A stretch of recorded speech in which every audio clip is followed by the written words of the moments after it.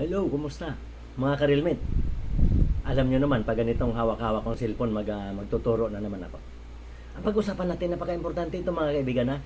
Kasi baka mamaya ang binibigay sa inyo ng mga star, kung saan na napunta.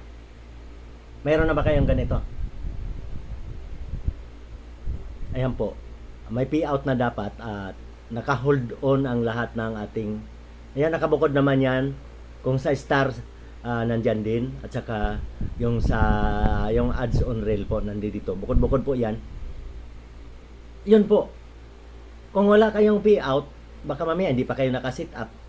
Sayang lang yung mga star na binibigay sa inyo. Pera po yan ha. Yung maliliit na star ha. Yung tunay ha.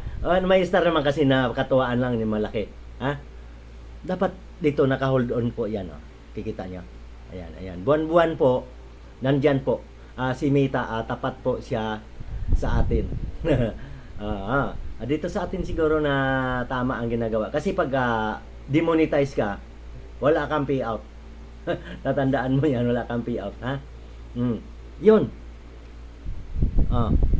Baka mamaya, sayang lang yung pinaghirapan ng nagbibigay sa inyo ng star. Ano po yan? Pira po yan eh. Di ba? Sana po makakuha kayo ng idea ha. Salamat.